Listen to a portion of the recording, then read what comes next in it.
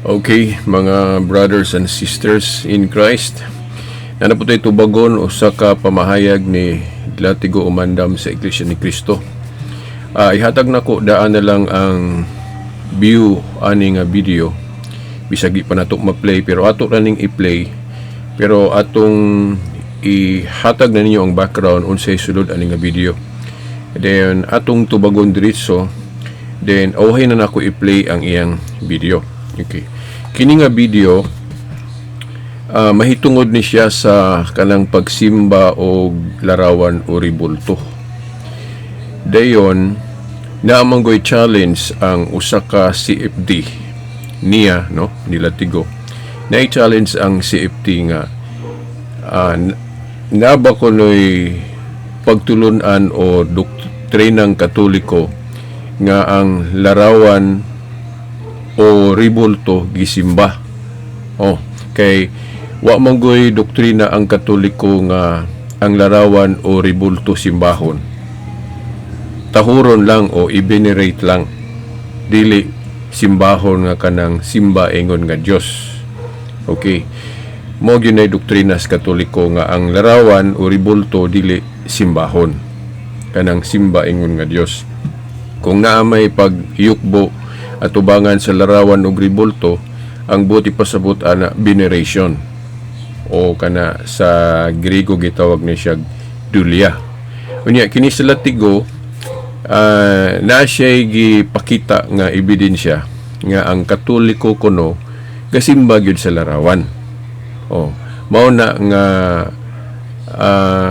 buti pasabot nga naa gyud gadoktrina gyud ang Katoliko nga simbahon ang larawan o ribulto. Gani napagalitoy challenge nga katong si CFD nga nag-challenge niya nga kung naa kunoy doktrina ang Katoliko nga ebidensya nga nagtudlo ang Katoliko nga ang larawan o ribulto gisimba, magpabunyag kuno siya.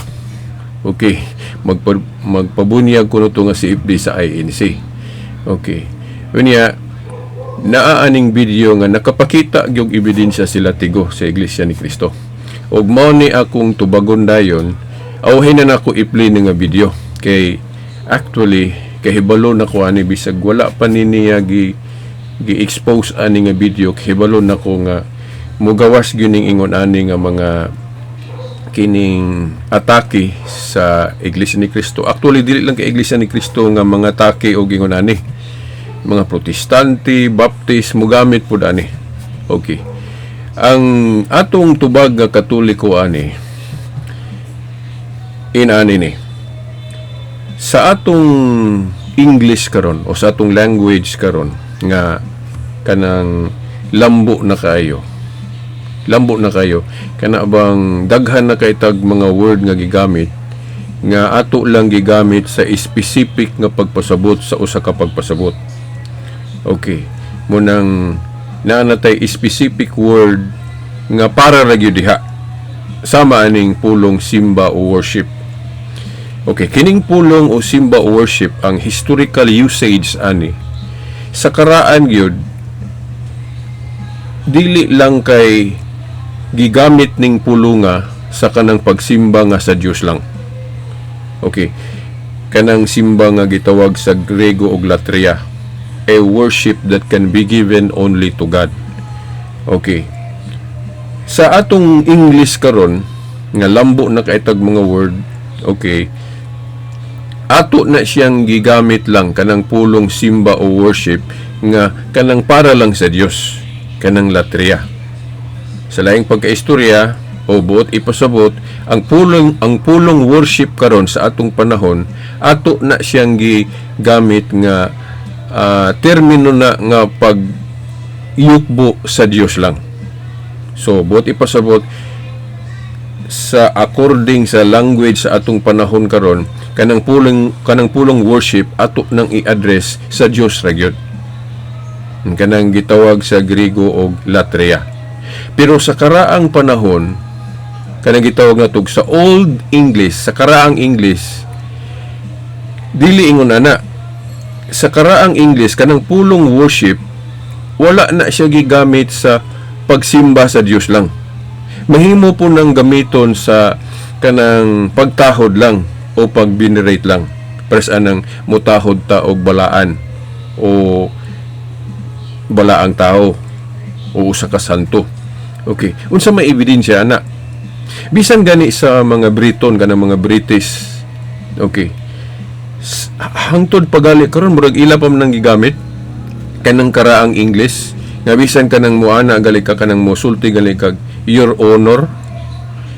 Sa British language history ilang gigamit ng pulong your worship bisag dili worship nga sa Dios kanang pagtahod lang ba o pag-honor uingon na bisag iyang ang iyo na to sila tigo nga mag-research siya sa kanang lingwahe sa mga British language nga kanang pag-ingon your honor, your worship ang term gigamit ana.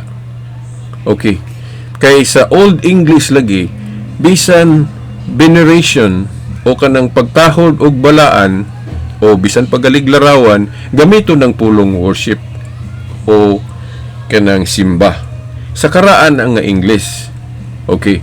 Pero sa atong bagong English ron kanang gitawag na to New English kanang word nga worship para sa Dios ra gyud. Mao na nga daghang mga pare o daghang mga Katoliko sa atong panahon karon moingon gyud nga ang mga Katoliko wala magtudlo nga simbahon ang larawan o ribolto.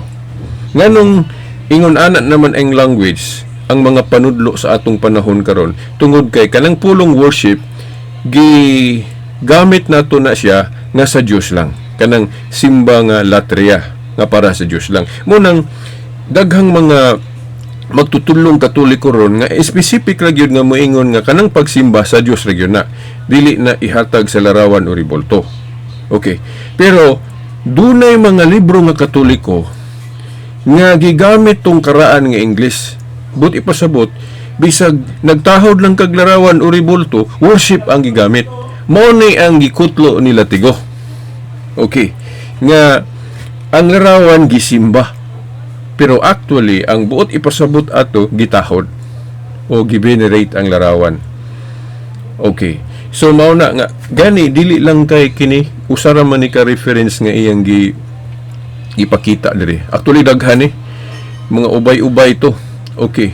Now, gani sa Biblia naatay mga example nga gigamit ng pulong worship pagpasabot sa katong sa karaang English nga bisan ka ng balaang tao gisimba pero dili simba ingon nga Dios, simba nga veneration lang o pagtahod. Unsa may example pananglit sa unang Chronicles o First Chronicles kapitulo 29:20 atong usbon First Chronicles mabako masipyat na hako sang dungawan diri Biblia. Okay, mao lagi First Chronicles chapter 29 verse 20. Kini nga bersikulo dinhi naatay mabasa dinhi nga gisimba ang Dios ug ang hari nga si David.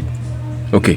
Now, mo ni usa sa example sa karaan ning English kay kini gong King James version nga karaan, Old English magyuni archaic. I'm sorry. Old English ang gigamit sa King James.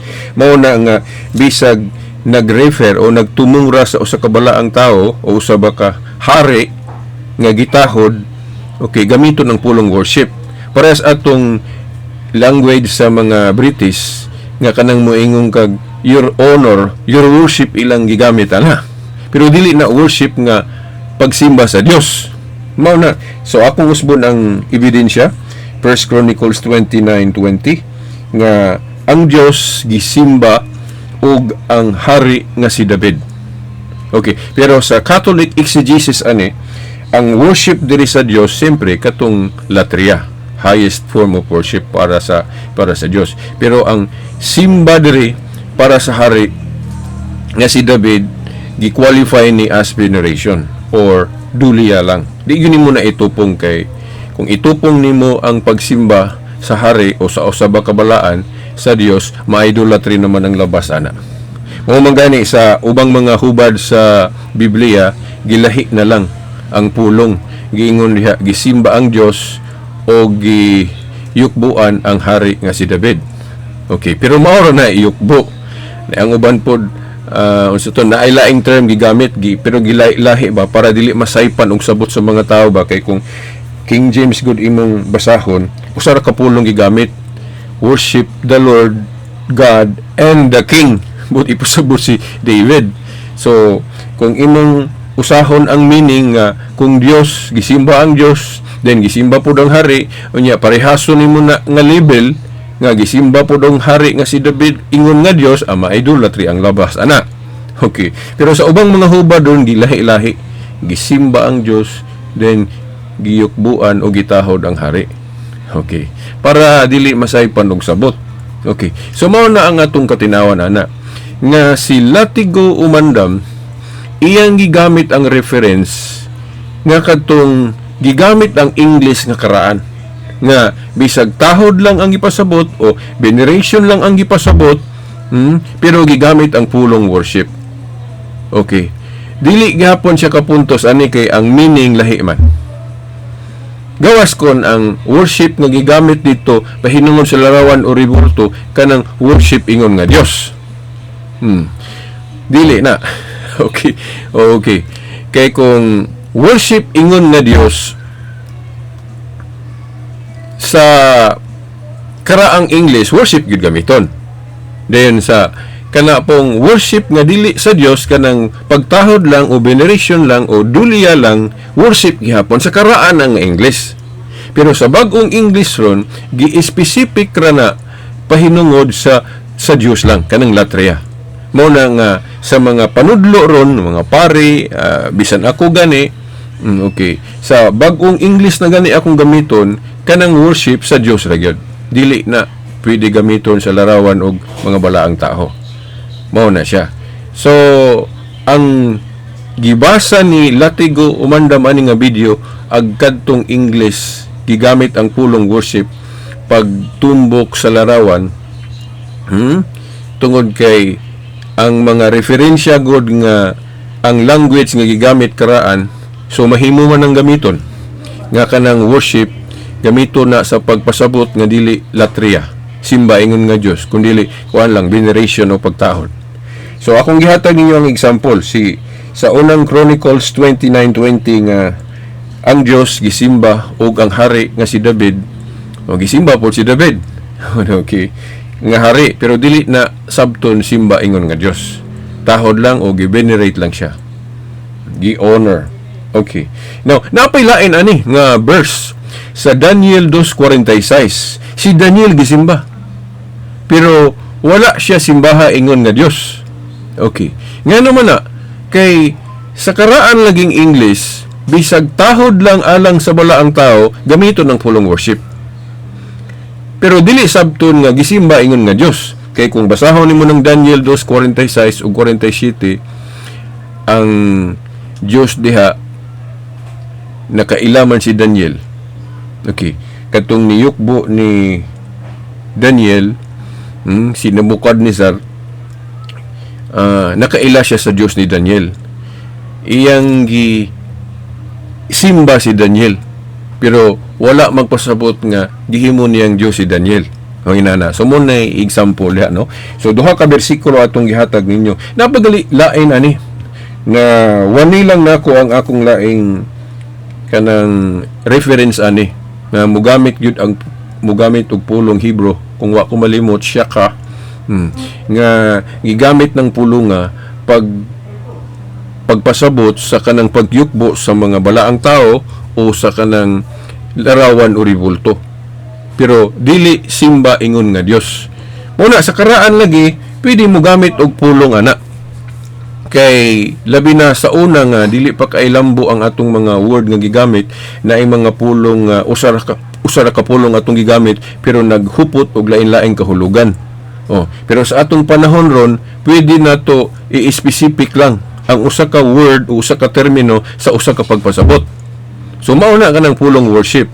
Sa New English kanang paggamit sa pulong worship sa Dios ra gyud na. Munang moingon ta karon nga ang mga Katoliko wala magtudlo nga simbahaw ng larawan o ribulto. Tinuod na sa bag-ong English manggod kanang pagsimba sa Dios ra gyud. Pero sa karaan nga English mahimong gamito ng pulong worship nga pagpasabot og veneration lang. Dili simba ingon nga Dios. So, mao na ang atong tubag ni Latigo ani nga video. Atong paminawon ning iyang video parang inyo yung madungog ang ebidensya. Okay. Namo na ay challenge sa ako si G. Dagaraga. Mao ni nindot. Kagahapon nag-live ko. Unya nakita niya akong live.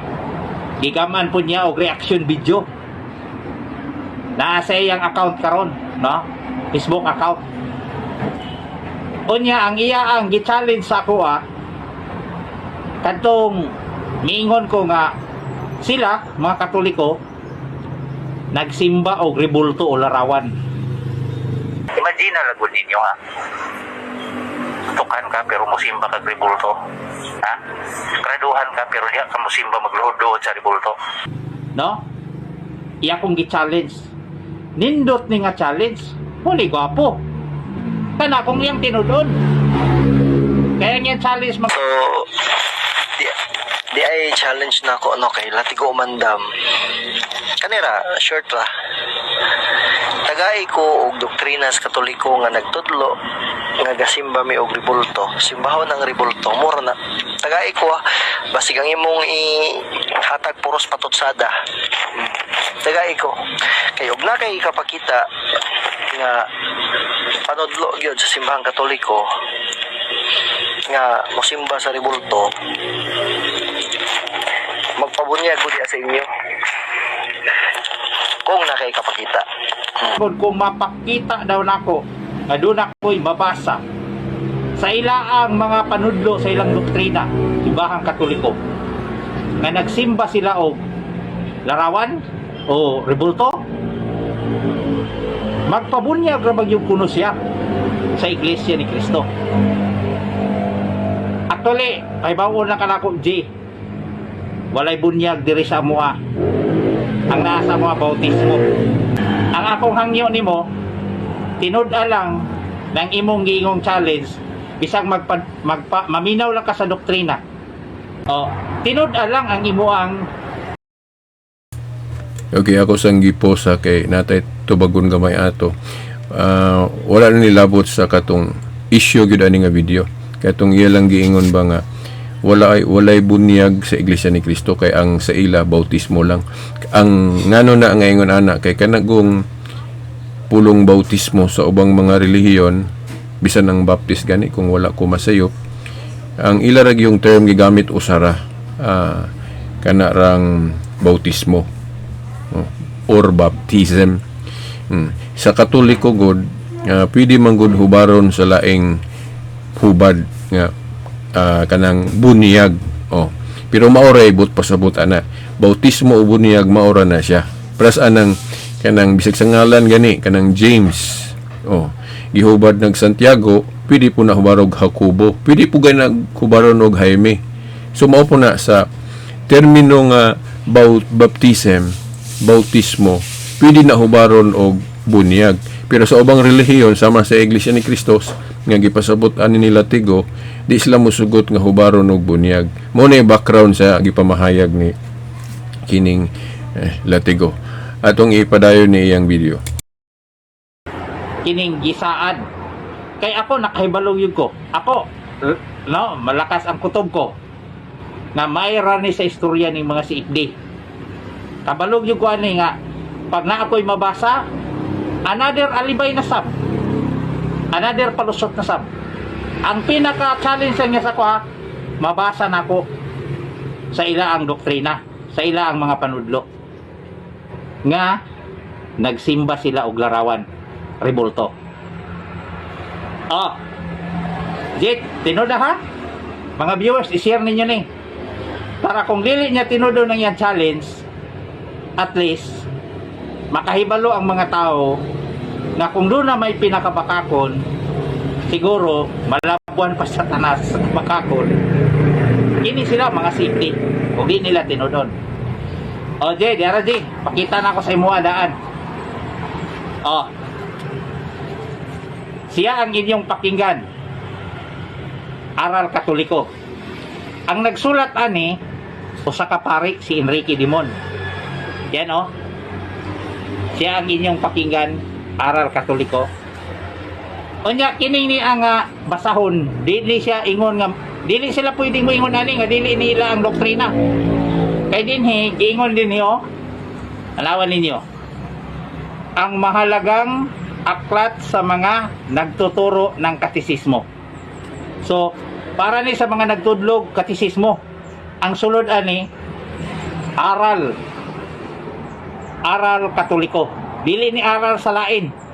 So, kung aral Katoliko, muni inyong panudlo opisyal. Oh. Pakita na ko sa imo G. Dagaraga. Page 12. Unsay giingon? Saon ako ha? Kung ating sinasamba ang larawan ni Kristong napapako sa cross, dinadasal natin, sinasamba kita at pinupuri Panginoon kong Hesukristo na dahilan sa inyong Santa Cruz ay sinakop mo ang daigdigan. Tinaw, kung ating sinasamba ang larawan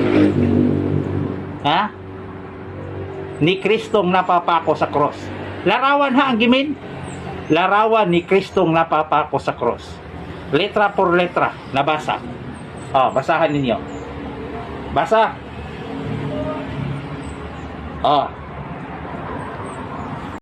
Manghinaot ko G. Dagaraga, ayaw na pag-alibay-alibay pa. No? Kung matinud-anon ka sa imong challenge. No? Paaboton ako kung kanos na ka magpadoktrina sa Iglesia ni Cristo. Ako di man ko mag-expect na tinud-on nimo kay balo naman ko basta si Ipdi number 1 na siya kabakakon. Magpalusot na po na. Pero at least basin di ay. No? Basin di makonsensya si G. Dagaraga. Sige ha. Basa ha. Napakuy laing libro. Kung dili ka kontento ani naa pa. Pero kini usa akong igawas para ako sang sulayan kung matinud-anon magyud ka sa imong challenge. No? Hala, G. Dagaraga. No, mga viewers. Okay, na-play na nato ang maong video. Ang iyang gibasa nga reference katulang gisimba ang larawan ni Kristo nga nagbitay sa krus kanabang Santo Cristo. Okay, Santa Cruz. Okay. So, ako nang giingon ka ganina kay gitubag naman nato danay nato gi-play iyang video nga daghan pa kay ni dili lang actually kini. Kana yung dili kaysa kanang sa larawan sa Santa Cruz ni Cristo bisan kanang mga santos. Okay, gisimba na. Okay, kay sa karaan lagi nga English mahimong gamito ng pulong worship o simba nga ang buot ipasabot dulya lang o pagtahod o pagbinerate sa mga balaang tao o sa ilang mga larawan. Sa British gani language sa karaan kanang moingon tag your honor, your worship gali ilang gamiton. Then kato akong giingon ganina no sa pagtubag daan nga bisan sa Biblia si Daniel bisag gitahod lang gibinerate ingon nga balaang tao pero ang gigamit nga pulong sa karaang English si Daniel gisimba Daniel 2:46 pero wala simbaha si Daniel ingon nga Dios. Then si David pod nga hari sa 1 Chronicles 29 verse 20 gisimba pod si Hari David. Kiingon dito gisimba ang Dios ug ang hari nga si David. Okay, pero ato gyud nang i-qualify basta Dios gani latria gyud na highest form of worship og simba para sa balaang tao ba o hari ba o bisan kinsang tao nga angay tahuron ang pagpasabot nga simba ana pagtahod lang o veneration lang o dulya lang. So mao na sa karaang English pwede na gamiton kanang pulong worship bisan dili sa Dios nga kanang latria mahimong gamiton na nga veneration lang o tahod. Okay, so katong reference nga iyang gibasa ang language nga gigamit ato mao ang karaan nga gitahod ang larawan pero gigamit ang pulong worship. Kay pwede lagi na sa karaang English. Pero sa bag-ong bokabularyo ron nga kanang worship para sa Dios ra gyud mo nang dili ta mo gamit ana sa mga bag-ong style ron sa pagsulat. Mo na nga sa mga katikistron, mga pari ron nga gamito na nila ang bag-ong English, mo nang muingon gyud ming mga Katoliko nga dili simbahon ang larawan og ribulto. Kay kanang simba sa Dios ra gyud. Pero balikon ko sa pag-ingon, sa karaan nga English, ang pulong simba dili lang kay gamiton sa Dios lang. Kundi pwede po na gamiton nga bisag dili simba ingon nga Dios o latria. Pwede na gamiton nga pagtahod lang o veneration lang. So mo na atong tubag aning ni video ni Latigo. Actually ang nag-challenge niya si Ipdi kato si Daraga. O dayon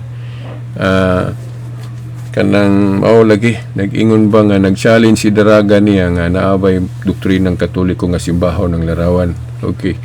Now kung ang simba nga gipasabot, simba nga pagpakadiyos, walay doktrina ang Katoliko ana. Pero kung simba nga pagtahod lang, kung gamiton ng daan nga English, napay mga basahon ana. Okay. Nga gigamit-gamit. Gani ang gikutlo ni Latigo o sarato ka reference. Actually daghan na kung nag-collect siya mga basahong Katoliko nga karaan nga gigamit tong karaan nga English, bisag ka ng pagtahod lang sa larawan o ribulto o sa mga balaang tao, gamiton yun ang pulong worship. Bisan sa Biblia, ang ebidensya na katong gikutlo na to ganina sa King James Version nga si Hari David gisimba.